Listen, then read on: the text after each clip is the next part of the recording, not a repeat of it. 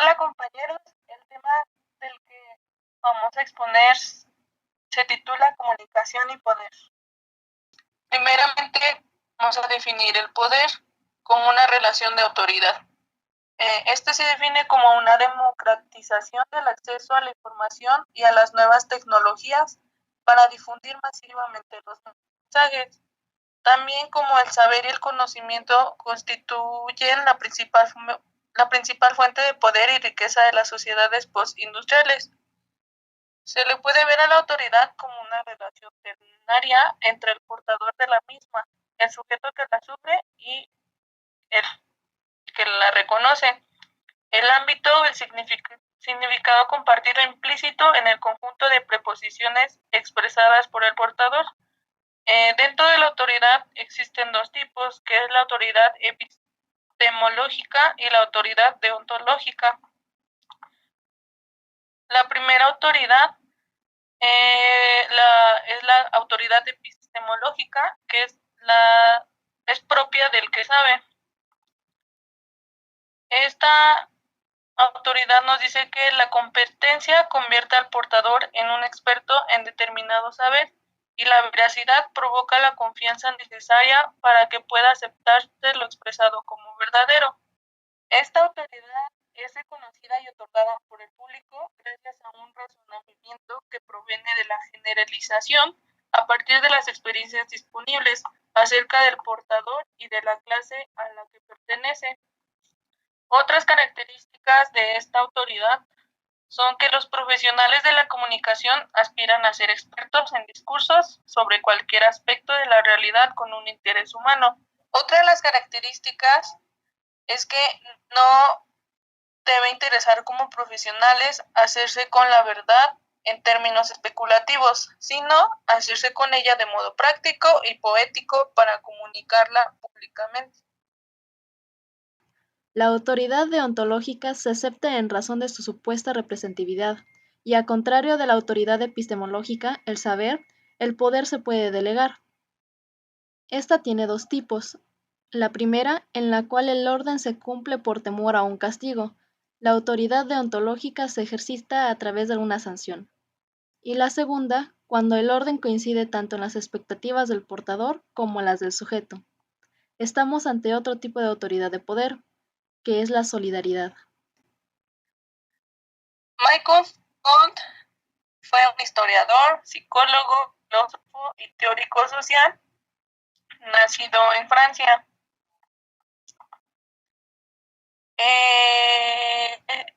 Este personaje fue uno de los grandes pensadores del siglo XX, cuyas ideas generaron un gran impacto y ejercieron una gran influencia en todo el ambiente cultural francés de la época.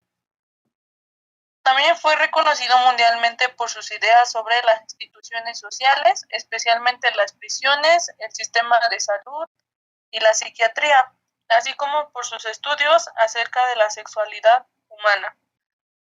Foucault fue considerado parte de la corriente estructuralista, pero a pesar de eso rechazó por completo la idea de ser considerado como defensor del estructuralismo.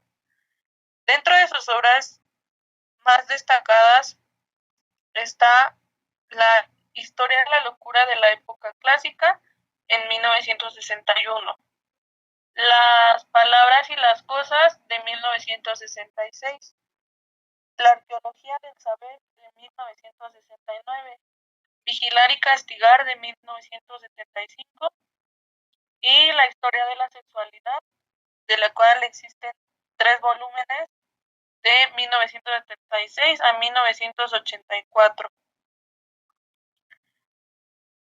El poder, según Foucault, nos dice que cuando se habla del poder, Foucault no se ciñe solamente al poder gubernamental o de las instituciones, sino que abarca las relaciones de poder que se dan de ámbitos de la sociedad, también conocido como poder social.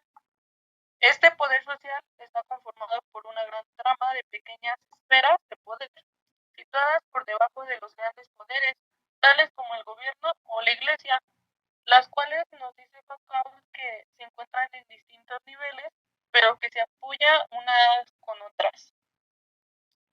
Sin embargo, según Foucault, el principal obstáculo para llevar a cabo una revolución es el mantenimiento de las relaciones de poder, tal cual se encontraban en la época, llamando a examinar y analizar estas relaciones de poder de naturaleza social. En su publicación La microfísica del poder de 1980, Foucault realiza una revisión de estas relaciones de poder a través de dos dinámicas de dominio diferentes. Contrato se materializa en el poder de tipo opresor y jurídico, fundamentado en la legitimidad de este. Dominación se establece en términos de represión y sumisión. Foucault insiste en que el análisis de las relaciones de poder no debe partir del poder gubernamental, sino que es necesario comenzar por las subesferas de poder más pequeñas que lo alimentan y hacer posible su mantenimiento. Determina que el papel principal de los pensadores se encuentra dentro de la sociedad, acompañando a la misma en la lucha contra las formas de poder que existen y se desarrollan dentro de ella.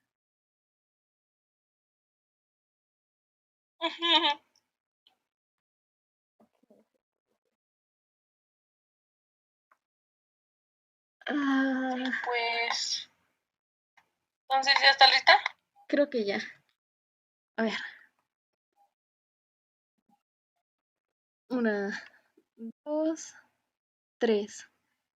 El siguiente autor es Noam Chomsky. Es un lingüista, filósofo, politólogo y activista estadounidense de origen judío. Él se opuso con dureza al empirismo filosófico y científico, así como al funcionalismo, en favor del racionalismo cartesiano.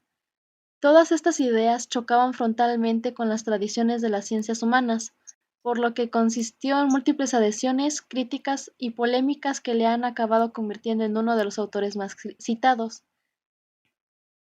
También es conocido por su activismo político y por sus críticas a la política exterior de los Estados Unidos y de otros países como los de Israel. Chomsky, que se desvincula completamente de su actividad científica y su activismo político, se describe a sí mismo como simpatizante del anarcosindicalismo. Chomsky es considerado una figura influyente en su país de origen y en el mundo.